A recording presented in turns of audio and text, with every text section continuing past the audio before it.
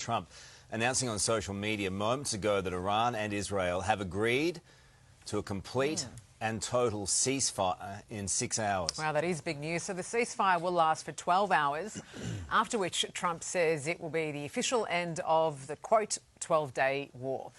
To discuss this, we are joined by former Secret Service agent Tim Miller in Dallas and US political analyst Simon Jackman in the studio. Good morning to you both. Tim, let's come to you first. Gee, this is a big development, especially considering what we've seen in the past 48 hours. Yeah, it certainly is, guys. And I tell you, there's one person on the planet that knows what President Trump's going to do, and that's President Trump. But to be clear, he has stated from the beginning he didn't want war. He wanted the nuclear KP to go away. That's been accomplished very effectively by both the Israeli and the U.S. military. And now he's doing the pause, which really shouldn't surprise us because in the end of the day, he did what he said he was going to do, and he doesn't want the conflict to spread any larger. There were gambles everywhere in all of this, but how much of it has been choreographed? Initially, the hit on Iran, and then certainly with the amount of information that was flowing between Iran and Qatar and the US over the last 12 hours. How much of this has been high-stakes tap dancing? Well, I think you're exactly right. It is high-stakes dancing, but the bottom line is this was carefully choreographed because when you look at what happened, the attacks that were launched, they were pre-notified. I think this is symbolic in nature, but everybody should remember President Trump holds all the cards. The U.S. military is the force multiplier in the world right now, and I think he wants to bring this back down. He did what he said he's going to do. Now, that doesn't change the fact that the world is still in tremendous turmoil. You have other nations offering to supply Iran with tactical warheads and nuclear warheads. That's a problem. So only President Trump knows where he's going. I do suspect he's going to go towards peace to try to de-escalate this any further. So who would Iran then, as you mentioned, they'd be relying on? Well, I think it's obvious Iran in the past has relied on China and Russia. There have been open news reports that they have volunteered to come alongside of them. Hey, that's a problem. That is going to escalation. There's already tensions between the U.S. and China. And I think President Trump is wise enough to look at this and go, wait a minute, if we can pull it back, now is the time to do it. And I think that's what he's up to. Maybe none of the sides have any kind of appetite for a war, certainly an ongoing one. Thank you so much for that. Simon, back here, we saw the Australian government and officials this morning come out very strongly condemning the attack from Iran.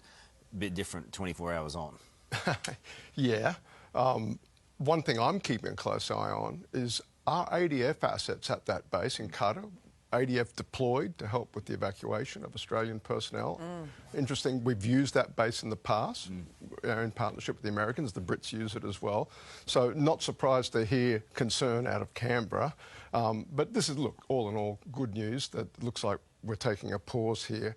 But absolutely right, it's Trump that holds the cards here. Just that, your previous question, Carl, to what extent was Israel perhaps sort of manufacturing and kicking this along in the first place? And are they ready to call it a day? Do they feel that they've got the security they want? Well, yeah, I could see you nodding your head there because that is the question to ask, right? I mean, obviously the US and Israel have been acting side by side in this conflict so far. So when it comes to Trump wanting peace and him thinking this is over, what about Benjamin Netanyahu? Is it over for him? Precisely, and I think a lot depends on the damage assessments that come out in the days and weeks ahead, and indeed how much of that nuclear material, and perhaps even the centrifuges themselves, was Iran able to get away before the bunker buster bombs. Well, and also Israel has done a fair bit of the dirty work in the lead up to, and may continue to do afterwards. The US gets in and out cleanly. But do you expect that to be the case? I mean, what purpose would Iran continuing strikes on US military bases have?